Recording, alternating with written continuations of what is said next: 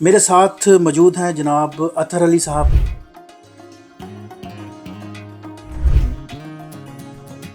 ہمارے اندر یہ ایک تھا کہ ہم نے کچھ کرنا ہے، کچھ بننا ہے، کچھ کرنا ہے، شوق تھا، خواب تھا، اپنی فیملی کو سپورٹ کرنا ہے. بہت سے لوگوں کا میرے مشن تھا. سمیت یہ بھی ایک موٹیو تھا کہ ہم نے اپنی فیملی کو پاکستان میں سپورٹ کرنا ہے. جی جی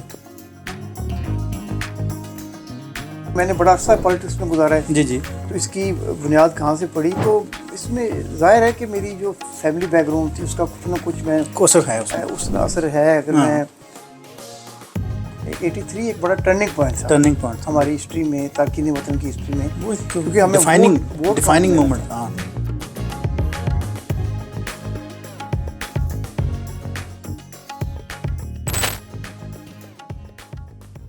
بسم اللہ الرحمن الرحیم. میں ہوں شاہد جمیل. دوستو، آج ایک نئے ایپیسوڈ کے ساتھ میں آپ کی خدمت میں حاضر ہوں.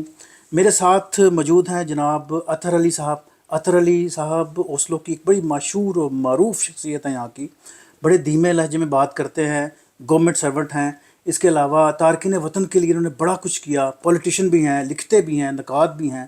اس کے علاوہ اور بہت کچھ ہے ان کی پرسنالٹی کے اندر. تو آج ہم ان سے ڈسکس کرتے ہیں، بات چیت کرتے ہیں، ان سے ہم ڈسکور کرتے ہیں، پوچھتے ہیں کہ ہو از اطہر علی. ہم ظاہر ہے ان کو ذاتی طور پر جانتے ہیں، لیکن کچھ ایسی باتیں ہیں جو میں چاہتا ہوں کہ وہ آپ کے سامنے بھی ہم پیش کر سکیں. تو اطہر علی صاحب جی، سب سے پہلے تو جی میں خوش آمدید کہتا ہوں جی، اور تھینک یو سو مچ جی کہ آپ نے مجھے ٹائم دیا جی.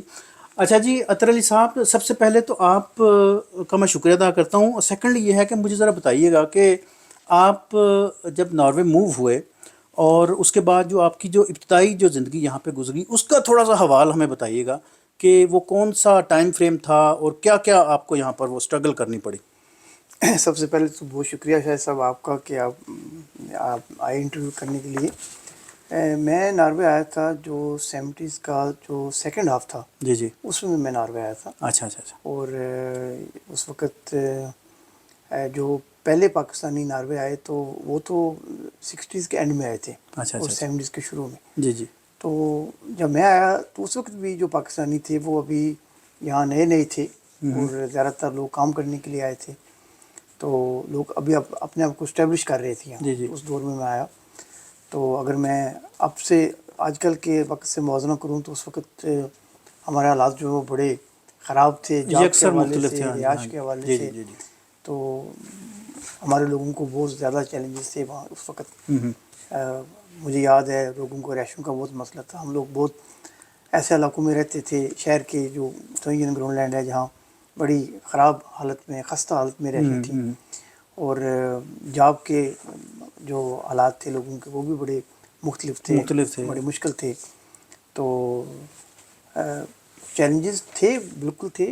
اس کے علاوہ میں نے یہاں پڑھتا تھا تو پڑھائی کے حوالے سے جو بڑا مشکل تھا. میں ساتھ ساتھ پڑھائی کے علاوہ ساتھ ساتھ جاب بھی کرتا تھا. اچھا اچھا. پارٹ ٹائم جاب بھی کرتا تھا اور ساتھ پڑھتا بھی تھا. تو یہ دونوں کام اگر ملائے جائیں تو اس میں کافی چیلنجز تھے، کافی مشکلات تھیں. لیکن یہ بڑی حیرانگی کی بات ہے کہ اب جب میں سوچتا ہوں کہ ہم اس کتنے مشکل وقت میں گزرے جی جی.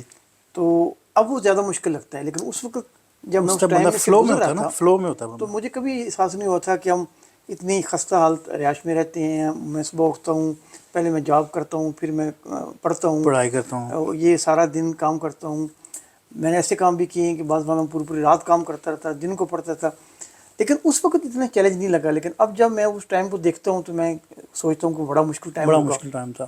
لیکن شاید اس کی وجہ یہ ہے کہ ہم جو لوگ آئے تھے ہمارے اندر یہ ایک تھا کہ ہم نے کچھ کرنا ہے، کچھ بننا ہے، کچھ کرنا ہے. شوق تھا، خواب شوق تھا اپنی فیملی کو سپورٹ کرنا ہے. بہت سے لوگوں کا میرے مشن تھا. سمیت یہ بھی ایک موٹیو تھا کہ ہم نے اپنی فیملی کو پاکستان میں سپورٹ کرنا ہے. جی جی. تو کچھ یہاں کرنا ہے، سیٹل ہونا ہے، گھر لینا ہے. تو ان چیزوں کے لیے پھر اسٹرگل کرنی پڑتی ہے. شاید یہ ایک موٹیو تھا کہ ہم لوگ اس وقت اتنے گھبرائے نہیں. ٹارگٹ بڑے لمبے ٹارگیٹ نا. تھا بالکل. تو اچھا چلیں، یہ تو مجھے سمجھ لگ گئی. ظاہر ہے جی یہاں پہ جو بھی لوگ آئے انہوں نے بڑی ایک ٹف لائف گزاری. آج کے دور میں اور طرح کے چیلنجز ہیں، تب ایک اور طرح کے چیلنجز ہیں. تو پڑھائی کا کیا، کون سی تعلیم آپ نے حاصل کی، کتنا اسٹڈی آپ نے کیا، اور یہ کیا کیا اس میں آپ کو یہاں پر اچیومنٹس ملی اس میں؟ جی میں کافی جو میری ہائر ایجوکیشن وہ ناروے کی ہے. اچھا میں اچھا. نے یہاں سوشل ورک میں میں سوسنوم بنا، گریجویشن کی. اچھا اچھا اچھا. تو پھر اس کے بعد پھر میں نے جو ہے وہ اس میں مزید پڑھائی کی. تو کیونکہ میں جب میری تعلیم مکمل ہوئی تو اس یونیورسٹی میں پڑھتا رہا، لیکن میری جو بیسک ایجوکیشن تھی وہ سوشل ورک کی تھی، وہ سنوم کی تھی. تو اس میں 87 میں نے اپنی تعلیم مکمل کی. تو پھر میں ایک جاب کرتا رہا سوشل آفس میں. رائٹ. 10-11 سال میں وہاں یہ جاب کرتا رہا. اچھا اچھا. سم ساکس بانلر کے طور پہ. تو اس کے بعد پھر میں نے بارن مسلم سیکریٹری میں کام اپلائی کیا. اچھا اچھا. لیکن وہاں کام کرنے کے لیے مجھے اور ہائر ایجوکیشن مزید آپ کو اپ گریڈ کرنا پڑا. اپگریڈ کرنا پڑا. تو اس کے لیے پھر میں نے 3 سال کی اور پڑھائی کی، سوشل ورک اور فیملی تھراپی اور اچھا اچھا اچھا اور سائیکیاٹری. اس میں میں نے سائیکالوجی، اس میں نے پھر 3 سال کی اور ڈگری کی.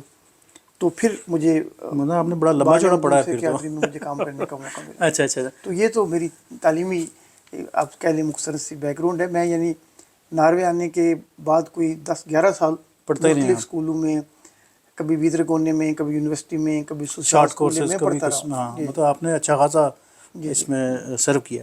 اچھا مجھے تھوڑا سا اپنی فیملی بیک گراؤنڈ کے بارے میں ذرا بتائیے گا، اسپیشلی میرے جو ناظرین ہیں، اسپیشلی جو نارویجن جو میرے دوست ہیں وہ سننا پسند کرتے ہیں. جو سویڈن ڈینمارک میں میرے بڑے جو لسنرز ہیں، ایون برطانیہ میں، پاکستان میں بہت سارے لوگ ہیں جو شاید مجھے جانتے ہیں، اطہر علی صاحب کو بھی جانتے ہیں.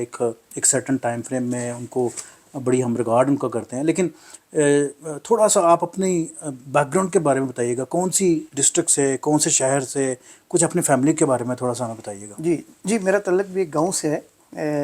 میرے گاؤں کا نام ہے پنجن کسانہ. اور اس کی ایک بڑی خاص بات ہے میرے گاؤں کی کہ وہ کھاریوں اور لالا موسیٰ کے بالکل سینٹر میں ہے. اچھا اچھا اچھا. اسی طرح وہ جیلم اور گجرات کے سینٹر میں، اور اسی طرح وہ راول پنڈی اور لاہور کے سینٹر میں، تقریباً یعنی کہ وہ مڈل پوائنٹ ہے. تو وہ جی ٹی روڈ کے اوپر کھاریوں لالا موسیٰ کے درمیان میں بڑا خاص ہو گیا پھر تو وہیں میرا بچپن اور نوجوانی جو ہے وہیں گزری ہے. اچھا اچھا اچھا. تو یہاں کب موو ہوئے، کس سن میں موو ہوئے؟ میں یہاں 76 میں آیا تھا. 76 میں. تب تو آپ بالکل جوان ہوں گے، نوجوان ہوں گے. جی میں نوجوانی میں آ گیا تھا. یعنی کہ میں 16-17 سال کی عمر میں یہاں آ گیا تھا. جی بالکل. میں آپ کو بتاتا چلوں کہ جی میں نے اطہر علی صاحب کو جب بھی یہاں پر دیکھا، اور یہاں پر ظاہر ہے ہم بھی سوشل ایکٹیوسٹ ہیں، تھوڑا بہت ہم بھی کام کرتے ہیں، ملتے ہیں لوگوں سے، بات چیت ہوتی ہے. تو میں نے کچھ ایسی کچھ چند ایک پرسنالٹیز میں نے دیکھی جن میں یہ سر فہرست ہیں. نو ڈاؤٹ اس وجہ سے نہیں میں کہہ رہا کہ جی یہ میرے ساتھ بیٹھے ہیں، کیونکہ یہ بڑے دھیمے گفتار کے مالک ہیں. میں نے بڑے تھوڑے یہاں پہ ایسے لوگ دیکھے ہیں جو، اچھا مجھے ان کی بیک گراؤنڈ کا بھی نہیں پتہ تھا. مجھے آج ٹو بی آنسٹ مجھے آج پتہ لگا ہے کہ ان کی جو بیک گراؤنڈ ہے وہ کون سے علاقے سے. سیکنڈلی یہ کہ بڑے دھیمے گفتار کے مالک ہیں، بڑی دھیمے مزاج کے بندے ہیں، بڑے سلجھے ہوئے، بڑی پیاری اردو بولتے ہیں. اس کی کیا محرکات ہیں؟ آپ کی ٹریننگ ہے یا آپ نے کچھ لکھا پڑھا سنا ایسے؟ کہاں سے یہ آپ نے سب کچھ یہ ایسنس آپ نے لیا؟ اس میں شاید صاحب میں یقین سے تو نہیں کہہ سکتا کہ اس کی کیا وجہ ہے. آپ کو پتہ کہ ہر بندے کی پرسنالٹی مختلف ہوتی ہے دوسروں سے. لیکن میرا اندازہ یہ کہ جو میری تعلیم ہے ناروے میں، سوشل ورک، اور جو میرا جاب ہے، میں جاب کرتا ہوں کلینک سنوم کا، تو اس جاب کا، اس کی تعلیم کا مجھ پہ اثر ہوا ہے. اچھا اچھا اچھا. تو اگر میرا خیال ہے اگر میری ساری زندگی پاکستان میں گزرتی تو شاید میرا بات کرنے کا لہجہ شاید اور ہوتا، پھر تھوڑا قدر شرارتی ہوتا، تھوڑا شاید کچھ اور ہوتا بات کرنے کا. لیکن چونکہ میں نے یہاں بہت کچھ سیکھا ہے ناروے میں. مطلب ایک ہوتا ہے کہ فارمل تعلیم حاصل کر لینا، لیکن جو ان لوگوں کا، کیونکہ میں اس جگہ کام کرتا ہوں، ہم بچوں اور نوجوانوں کو جو سائیکولوجیکل ہیلپ دیتے ہیں، ہیلپ چاہیے. تو یہ ایک ایسا جاب ہے جس میں ہمیں بہت سی باتیں سننی پڑتی ہیں، لوگوں کو سننا، ٹالریٹ کرنا، گائیڈ کرنا، ایموشنلی ان کے لیے اویلیبل ہونا. اگر وہ مشکل میں ہیں، وہ پریشانی میں، تو ہم نے ان کی بات سننی ہے. بالکل صحیح. ایون اگر وہ ہمیں کرٹیسائز بھی کریں، اگر وہ کسی بات پہ ہمیں کسی ناپسندگی کا اظہار کریں، لیکن ہم نے ان کی بات سننی ہے. ہم نے مطلب اینٹ کا جواب پتھر سے نہیں دینا، بلکہ ان کے جذبات کو ہم نے ویلیڈیٹ کرنا ہے. تو ان ساری باتوں کا، میری تعلیم کا اور یہاں کے ماحول کا جو وہ اثر ہوا ہے. اس کے علاوہ جو پولیٹیکلی بھی جس پارٹی میں رہا ہوں، وہ ایک لیفٹ کی پارٹی تھی. جی. تو اس کا ایک بہت بڑا، ان کا ایک بڑا کنسرن تھا کہ جو معاشرے کے جو پسے ہوئے طبقات ہیں، ان کی نمائندگی کرنی ہے، ان کے مسائل حل کرنے ہیں، ان کی آواز بلند کرنی ہے. تو شاید ان باتوں کا بھی مجھے کچھ اثر پڑا ہو سکتا ہے. صحیح. اچھا میں آپ کی باتوں سے چند ایک میں سوال نوٹ کر رہا ہوں ساتھ ساتھ. مجھے یہ بتائیے گا کہ یہ سیاست کا جب آپ ذکر کرتے ہیں تو اس کے پیچھے کوئی ٹریننگ تھی یا آپ کی کوئی بیک گراؤنڈ فیملی ایسا ہے یا سڈنلی آپ کو محسوس ہوا کہ میرے اندر یہ بھی ایک خصوصیت ہے کہ میں سیاست میں مجھے آنا چاہیے, یا آپ کو کس طرح انسپریشن ملی؟ میں خود بھی اس پہ تھوڑا سا غور کرتا ہوں, انالیسس کرتا ہوں ہاں. کیونکہ میں نے بڑا عرصہ پالیٹکس میں گزارا ہے. جی جی. تو اس کی بنیاد کہاں سے پڑی, تو اس میں ظاہر ہے کہ میری جو فیملی بیک گراؤنڈ تھی اس کا کچھ نہ کچھ میں اثر ہے اس میں. اس کا اثر ہے. اگر میں غیر جانبداری سے بات کروں جی جی. تو مختصراً مجھے یاد ہے کہ جب ایوب خان کے خلاف تحریک شروع ہوئی جی جی 68-69 کی بات ہے, 69 میں. تو میرے ایک بھائی تو تھے وہ آرمی میں تھے. اچھا. تو انہوں نے آرمی کو اس وقت جوائن کیا ہوا تھا, سیکنڈ لیفٹیننٹ تھے. اچھا اچھا اچھا. تو وہ ایوب خان کی فیور کرتے تھے. اچھا اچھا اچھا. ان سے میرے جو ان سے چھوٹے میرے بھائی تھے, میرے سے بڑے تھے, ان سے چھوٹے, ہاں. وہ کالج میں پڑھتے تھے. وہ بھٹو صاحب کے بڑے عامی تھے. رائٹ. تو وہ بھٹو صاحب یعنی کہ سیاست گھر میں ہی تھی بیٹھی ہوئی. ان دونوں بھائیوں کی جب بحثیں ہوتی تھی تو میں اس وقت چھوٹا تھا, تین ایجر تھا نا آپ, تو لیکن میں سنتا تھا. سنتے تھے آپ. تو لیکن ہوا یہ کہ جو میرے بھائی بھٹو صاحب کے عامی تھے, جو ان کے جلوسوں میں جاتے تھے, میں ان کی بات مجھے زیادہ جو ہے وہ زیادہ اپیل کی. تو یہ عوامی بات ہے, یہ ایک اثر ہو سکتا ہے مجھ پہ. ہاں ہاں. اس کے بعد پھر 70s میں میرے تایا تھے, میرے انکل بریگیڈیئر صاحب داد, وہ سیاست میں آئے. اچھا اچھا. انہوں نے الیکشن لڑا, اور ظاہر ہے آپ کو پتہ ہے جب گھر میں ایک بندہ الیکشن لڑے ماحول ہوتا ہے تو ماحول تو اس کا اثر ہوتا ہے. تو انہوں نے الیکشن لڑا, وہ اسمبلی کے ممبر بنے, پھر وہ وزیر بنے. تو جب میں ناروے آیا تو اس وقت وہ وزیر تھے. تو اس بات پر شاید مجھ پہ کوئی انکانشیسلی بھی ہو سکتا ہے وہ اثر پڑا ہو, کیونکہ وہ جو گھر کا ماحول تھا سیاسی پارٹیوں کا, پالیٹیشین کا, وہ میں نے دیکھا قریب سے. کیونکہ میرے جو تایا ابو تھے ان کے گھر سیاستدان آتے تھے, علاقے کے بھی دوسرے بھی, تو ان کو وہاں دیکھنے کا مجھے موقع ملا, ان کی باتیں سننے کا موقع ملا. تو شاید یہ باتیں ہو سکتا ہے مجھے کسی حد تک اس باتوں نے مجھے انسپائر کیا. صحیح. اچھا دوستو, میں آپ کو بتاتا چلوں کہ اطہر علی صاحب کی چند ایک ایسی کوالٹیز ہیں جو مجھے یہاں پہ جب آ کے پتہ چلی تو میں بڑا حیرت میں گم ہو گیا. کیونکہ کشمیر کی ہم بڑی پرانی بات کرتے ہیں, ہم جب سے ظاہر ہے ہوش سنبھالا ہم کشمیر کا بات کرتے ہیں, کشمیر کی بات کرتے ہیں. تو ناروے میں جب آیا تو میرے لیے تو ایسے لگتا تھا کہ یہ ایک ایسی جگہ ہوگی یہاں پہ کشمیر کا نہ کوئی نام ہوگا نہ کوئی کام ہوگا. لیکن میں جب ان سے ملا, ان کی باتیں میں نے سنی, کانفرنس میں ان کو سنا یا کہیں پہ بھی ڈبیٹ ہوئی, تو اطہر علی صاحب کو میں نے ہر اس محفل میں نے پایا ان کو جہاں پہ کشمیر کی بات ہو رہی ہے, جہاں پر کوئی پاکستان کی بات ہو رہی ہے. تو میں بڑا انسپائر تھا کہ اس ملک میں بھی آ کے آپ نے کشمیر کا نام لیا, کشمیر کی بات کی, پارلیمنٹ میں بات کی آپ نے.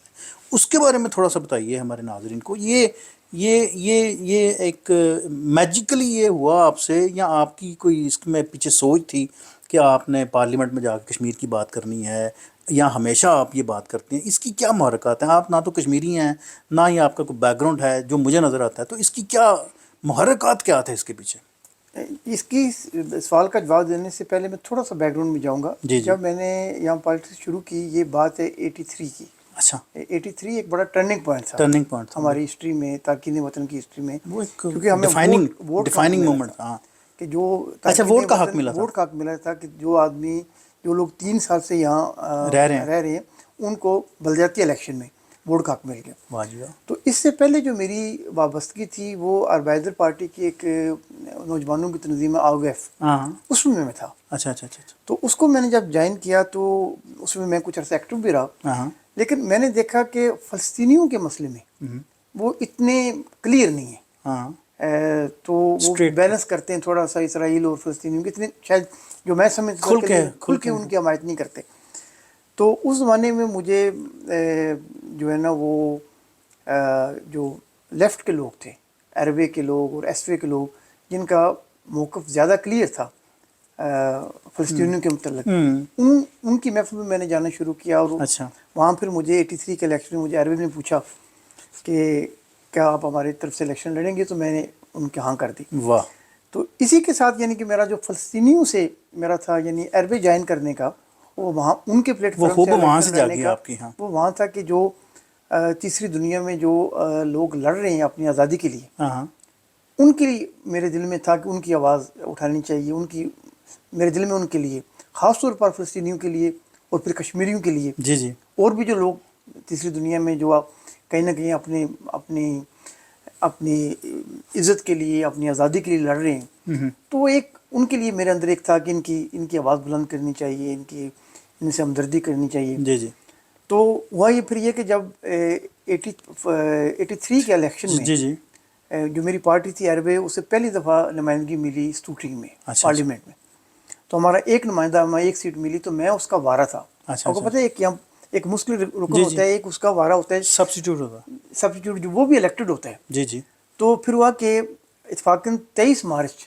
ہاں ہاں 94 کو جو ہمارا ریپرزینٹیٹیو تھا وہ ملک سے باہر چلا گیا، وہ ڈسپیئر تھا، ہاں بالکل صحیح، تو اس کی غیر موجودگی میں مجھے وہاں چانس ملا، 2 دفعہ یعنی 2 دن کے لیے ہوں 83 کے الیکشن میں جو میری پارٹی تھی ایئروے، چھوٹی سی پارٹی تھی، اس کو پہلی دفعہ پارلیمنٹ میں نمائندگی اچھا ملی، اچھا اچھا تو ہماری ایک سیٹ تھی، تو میں وارا تھا۔ آپ کو پتہ ہے یہاں ایک ڈپٹی ہوتا ہے، ایک مسلم رکن ہوتا ہے، ایک ہاں اس کا وارا ہوتا ہے بالکل جو الیکٹڈ ہوتا ہے، ہوں جو پرماننٹ ممبر کی غیر موجودگی میں پارلیمنٹ میں جاتا ہے۔ بالکل بالکل تو 23 مارچ 94 کو ہمارا جو مستقل نمائندہ تھا پارلیمنٹ میں، اسے ملک سے باہر جانا پڑا، ہاں ہاں تو وہ 2-3 دن کا جو عرصہ تھا اس غیر موجودگی میں اس کی جگہ پہ گیا اس ایز اے کی جگہ ممبر آف پہ پارلیمنٹ۔ بالکل بالکل تو اتفاق ایسا ہوا کہ پہلے دن جب میں گیا پارلیمنٹ میں، تو اس دن وقفہ سوالات، وہ ہفتے میں ایک دفعہ ہوتا ہے، ٹھیک ہے، تو ہر ممبر کو حق حاصل ہے کہ وہ 2 سوال اٹھا سکے۔ کویشچن کر سکتا ہے بالکل، تو میری جو پارٹی تھی، ہمارا جو گروپ تھا، انہوں نے مجھے 2 سوال ان کی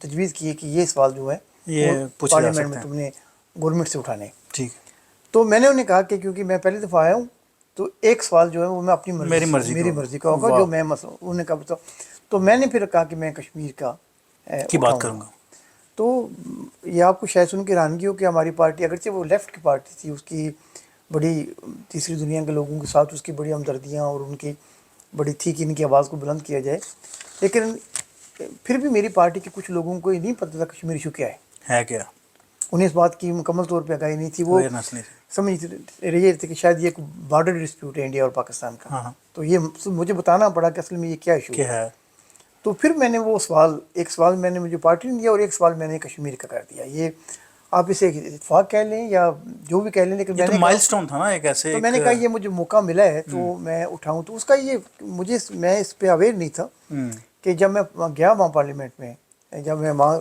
ڈائس پہ ڈائس پہ پہنچا، تو وہ جو پوری گیلری تھی وہ میڈیا سے بھری ہوئی تھی، واہ، جس کا مجھے پہلے سے اندازہ نہیں تھا، اچھا اچھا اچھا اچھا اچھا، کیونکہ یہ فرسٹ ٹائم ہوا کہ کوئی جو نان ویسٹرن ہے، نان نارویجن ہے، وہ پارلیمنٹ کے جہاں جا فورم کے پہ آیا، فورم پہ آیا، وہ تقریر کر رہے ہیں۔ واہ، تو وہاں جتنی آپ کہہ لیں این آر کھو اور تھیبے تھو اور جتنی بھی اخبارات ہیں ناروے کی، وہ تقریباً ساری کی ساری وہاں موجود تھی۔ ریڈیو ٹی وی اخبار سب کچھ بھرا تو پڑا تھا، اگرچہ مجھے اس کا کوئی، میں نے مطلب میری یہ اندازے میں نہیں تھا کہ آپ یہ کے ایسے ہوگا، فہم میں نہیں تھا، لیکن اس کا یہ فائدہ یہ ہوا کہ کیونکہ میں نے مسئلہ وہ ہائی اٹھایا لائٹ ہو گیا، کشمیر وہ کا، ہائی لائٹ ہو گیا، تو وہ قدرتی طور پہ جو کشمیر کا ایشو تھا وہ ہائی لائٹ ہو گیا، ہائی لائٹ ہو کیونکہ اس کا جو جواب تھا وہ اس وقت ناروے کے جو اس وقت کے وزیر خارجہ تھے گودال، گیا، ہاں انہوں نے اس کا جواب دیا، اچھا کیونکہ اچھا، فارن افیئرس کے متعلق ظاہر سوال ہے تھا، ظاہر ہے تو ظاہر انہوں ہے، نے مجھے جواب دیا، اور وہاں انڈین ایمبیسی کے لوگ بھی موجود تھے وہاں گیلری میں۔ اچھا، تو اس سے مجھے یہ بڑا ہوا کہ چلے میرے سوال اٹھانے سے، کیونکہ اگر میں ویسے سوال اٹھاتا دوسری تیسری دفعہ تو اس کی شاید وہ اتنی کوریج نہ ہوتی،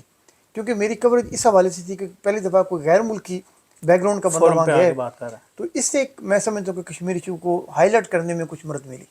بڑی اچھی بات ہے، بڑی اچھی بات ہے، کیونکہ یہ دوستوں میں آپ کو بتاتا چلوں کہ میں نے جب یہ بات سنی تھی کچھ عرصہ پہلے، تو میں بڑی ایک ورطہ حیرت میں تھا کہ یہ اتنی ایک کیا کہتے ہیں کریڈٹ کی بات ہے جو ان صاحب کے نام لکھی گئی ہے، تو ظاہر ہے جب تک یہ ہم یہاں پر رہیں گے، یہ بات ہوتی رہے گی، کشمیر کی ایشوز یا ڈیمانسٹریشن چلتی رہے گی، تو آپ کا نام ہمیشہ جی گولڈن حرف میں لکھا جائے گا، گو کہ وہ ایک انسیڈنٹ ایسا بن گیا کہ ظاہر ہے ہم نے کوئی پلاننگ تو نہیں کی تھی، لیکن انسیڈنٹ ایسا بن گیا کہ جس کی وجہ سے آپ وہاں پر پہنچے۔